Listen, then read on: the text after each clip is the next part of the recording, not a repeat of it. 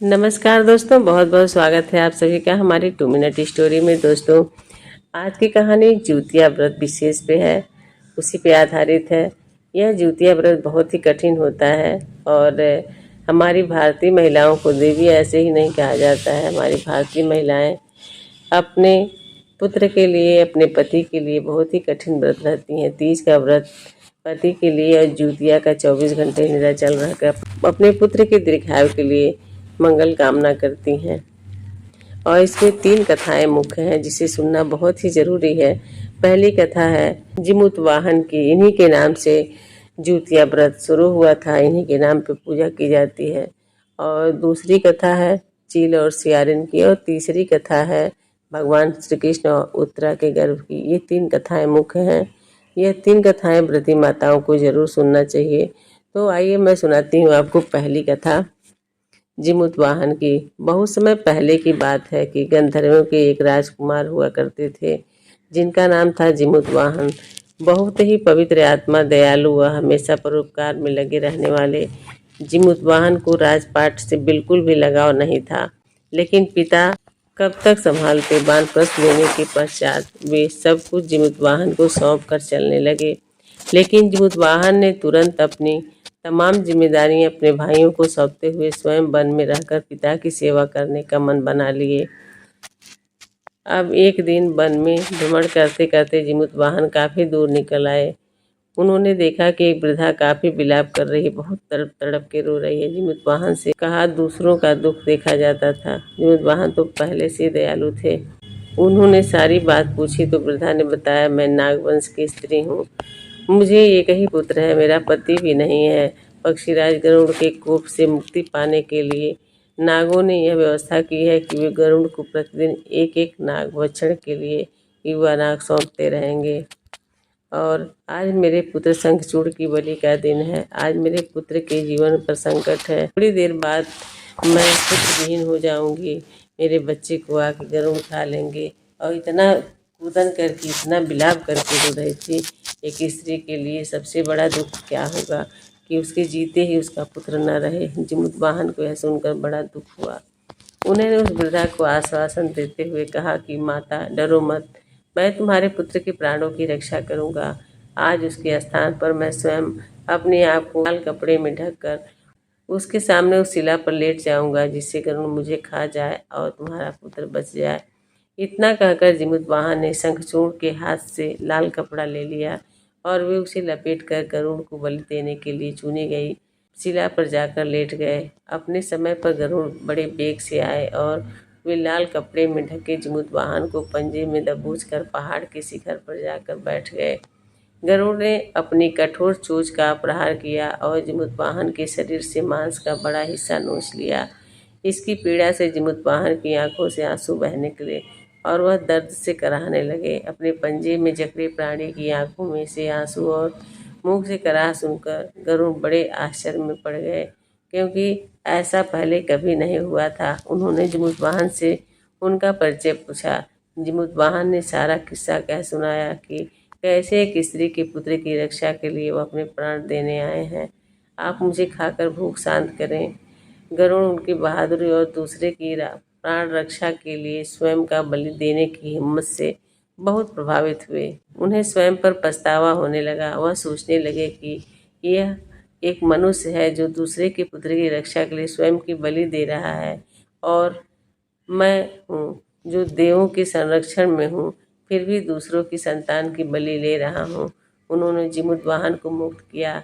गरुड़ ने कहा, हे उत्तम पुरुष, हे मनुष्य, मैं तुम्हारी भावना और त्याग से बहुत प्रसन्न हूँ। मैंने तुम्हारे शरीर पर जो घाव किए हैं उसे ठीक कर देता हूँ। तुम अपनी प्रसन्नता के लिए मुझसे कोई वरदान मांग लो। राजा जिमुत वाहन ने कहा कि हे पक्षीराज, आप सर्व समर्थ हैं। अगर आप प्रसन्न हैं और वरदान देना चाहते हैं तो आप सर्पों को अपना आहार बनाना छोड़ दें। आपने अब तक जितने भी प्राण लिए हैं उन्हें जीवित प्रदान करें। गरुड़ ने सबको जीवन दान दे दिया और नागों की बलि न लेने का वरदान भी दिया। इस प्रकार जिमुत वाहन के साहस से नाग जात की रक्षा हुई। गरुड़ ने कहा, तुम्हारी जैसी इच्छा वैसा ही होगा। हे राजा, जो स्त्री तुम्हारे इस बलिदान की कथा सुनेगी और विधि पूर्वक व्रत का पालन करेगी, उसकी संतान मृत्यु के मुख से भी निकल जाएगा। तब से ही पुत्र की रक्षा हेतु जीमूत वाहन की पूजा की प्रथा शुरू हो गई। ऐसा कहा जाता है कि यह कथा कैलाश पर्वत पर भगवान शंकर ने माता पार्वती को सुनाई थी। जीवित पुत्रिका के दिन भगवान गणेश, माता पार्वती, शिव भगवान की पूजा एवं ध्यान के बाद यह कथा जरूर सुननी चाहिए। जीमूत वाहन की जय, जिउतिया माता की जय। आप लोग पूरी कथा सुनिएगा और कहिएगा जरूर कि हे जीवित वाहन भगवान, हे जिउतिया माता, जैसे आपने उन लोगों की रक्षा की वैसे हमारे पुत्रों की भी रक्षा कीजिएगा। पर रहती थी, दोनों पक्की सहेलियां थी। एक दिन उन्होंने कुछ महिलाओं को जिउतिया व्रत करते देखा और उन्होंने भी कहा कि चलो हम लोग व्रत करने का संकल्प लेते हैं। व्रत के दिन दोनों ने व्रत रहने का निर्णय लिया। उन्होंने भी व्रत का संकल्प करके व्रत किया। व्रत के दिन सियारिन को भूख लगी और उसने चुपके से भोजन कर लिया, जिससे उसका व्रत टूट गया। चील ने पूरी निष्ठा से व्रत का पालन किया। अगले जन्म में दोनों ने एक ब्राह्मण की पुत्री के रूप में जन्म लिया। चील बड़ी बहन शीलवती बनी और सियारिन छोटी बहन कपूरावती बनी। भगवान जीमूत वाहन के आशीर्वाद से शीलवती के 7 बेटे हुए, जबकि कपूरावती के सभी बच्चे जन्म लेते ही मर जाते थे। कपूरावती ने अपनी बहन शीलावती के बच्चों के प्रति ईर्ष्या के कारण उसके सिर कटवा कर मार डाला। चूंकि शीलावती उस दिन व्रत थी जिस दिन कपूरावती ने उसके 7 बेटों की हत्या कराई, तो उसकी बड़ी बहन व्रत थी और जीमूत वाहन की कृपा से, जिउतिया माता की कृपा से ये मरवा के तो जंगल में फेंक दी थी, लेकिन 7 बच्चे जीवित थे और वापस घर आए। 7 बच्चे आए वापस और अपनी माँ से कहे, माँ इधर ढूंढ रही थी मेरे बच्चे कहाँ गए, तो उन्होंने बताया कि मौसी ने मुझे जंगल में मरवा के फेंकवा दिया था। लेकिन बड़ी बहन शीलावती को दया आई उसके पास और अपनी छोटी बहन के पास गई। छोटी बहन से कहा कि बहन, तुम ईर्ष्या मत करो, तुमने जो पिछले जन्म में पाप किया था उसी पाप का परिणाम है कि तुम्हारे बच्चे हो रहे हैं लेकिन जीवित नहीं हो रहे हैं।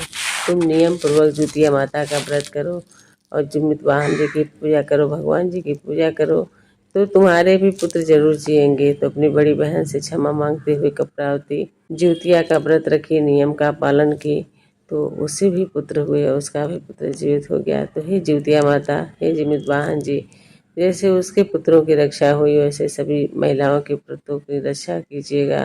ये कहानी है भगवान श्री कृष्ण और उत्तरा के गर्भ में पल रहे बच्चे की कथा है। जिउतिया व्रत की यह कथा भगवान श्री कृष्ण से जुड़ी हुई है, जो महाभारत काल से संबंधित है। इस कथा के अनुसार अत्यधिक क्रोधित और व्याकुल हो गया। पिता की मृत्यु का बदला लेने की आग में जलते हुए वह पांडवों के शिविर में घुस गया और सोए हुए 5 लोगों को पांडव समझकर मार डाला। द्रौपदी के पुत्रों की मृत्यु, अश्वत्थामा ने जिन 5 लोगों को मारा वो वास्तव में द्रौपदी के पुत्र थे। इस अपराध के बाद अर्जुन ने अश्वत्थामा को बंदी बनाया और उसका दिव्य मणि छीन ली।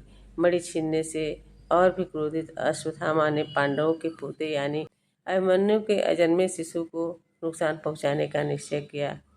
उसने अभिमन्यु की पत्नी उत्तरा के गर्भ में पल रहे बच्चे को मारने के लिए ब्रह्मास्त्र का प्रयोग किया। इस ब्रह्मास्त्र के प्रयोग से उत्तरा का गर्भ नष्ट हो गया और बच्चा गर्भ में ही मर गया। जब श्री कृष्ण को यह बात पता चली तो उन्होंने अपनी सभी शक्ति और पुण्यों का फल उस अजन्मे शिशु को प्रदान किया। इस प्रकार श्री कृष्ण की कृपा से वह शिशु गर्भ में ही पुनः जीवित हो गया। गर्भ में ही मरकर दोबारा जीवित होने के कारण उस शिशु का नाम जीवित पुत्रिका पड़ा। यही शिशु आगे चलकर राजा परीक्षित बना।